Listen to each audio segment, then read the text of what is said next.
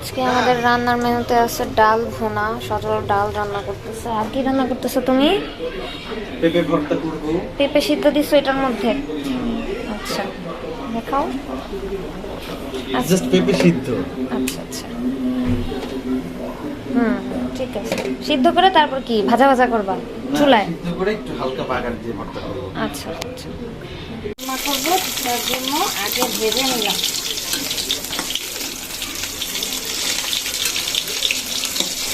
এটাতেই বসাবো? এটাতেই বসাই দাও।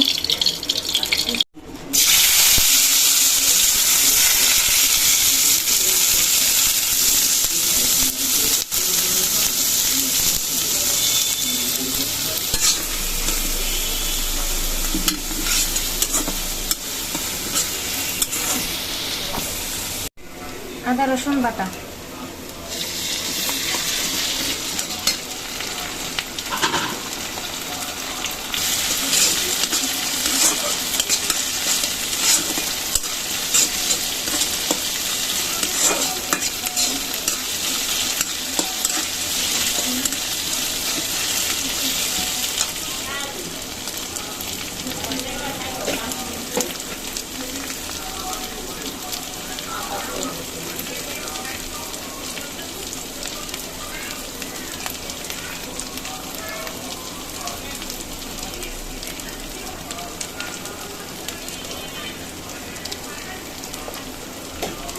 একটা আমি ধরতে শুরু করবো না,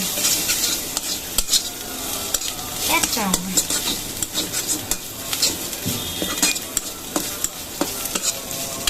তোমার জন্য ভালো ভালো নুসলি কি এটা লুসনি আনতে হবে।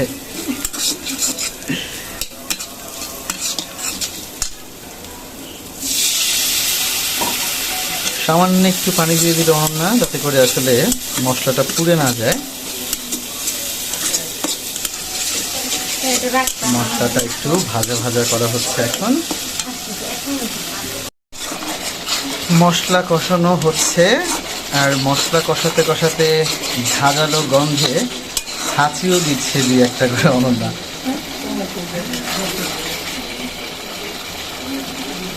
এবার আমরা দিয়ে দিচ্ছি টমেটো, যাতে করে টমেটোটা হালকা একটু গলে গ্রেভিটা আরো বেশি মুখরোচক হয়।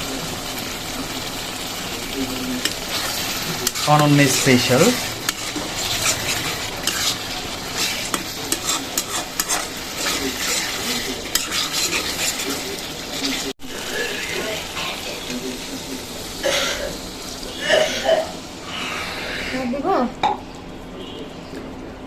আর একটু পানি দিব আমরা, যদিও একদম তরকারিটা অত ঝোল ঝোল হবে না, বাট মশলাগুলো সিদ্ধ হওয়ার জন্য। এবার আপনার ঢাকনা দিয়ে দিব। আরেকটা দিব? পানি কি আরেকটা দিব? হ্যাঁ, মাছ তো বেশ কয়েকটা। মাছ তো অনেক বেশি।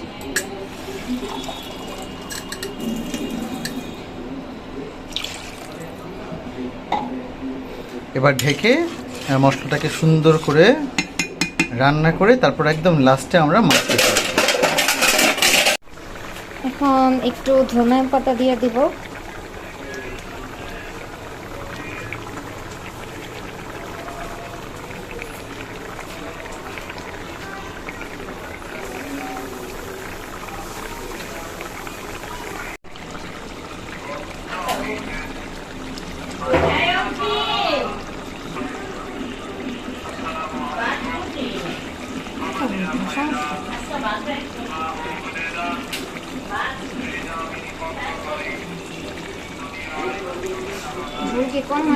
না, কম হয় নাই।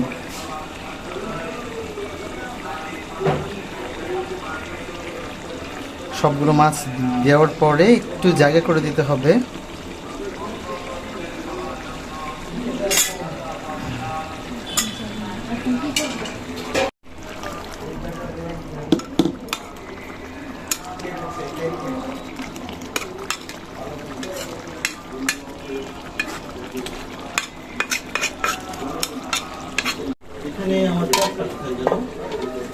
জানি দেখি নাই তো।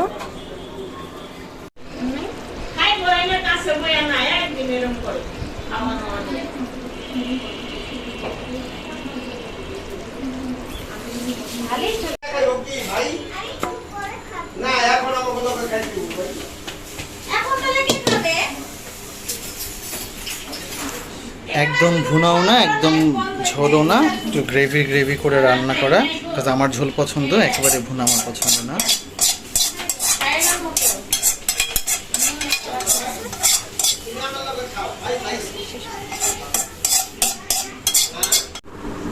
বলো কেমন লাগলো তরকারি খাইতে? মজা হয়েছে, কেমন মজা? ভালো মজা। সত্যি নাকি? এই রান্নাই তো তোমার খাইতে হবে, কিছু তো করার নাই।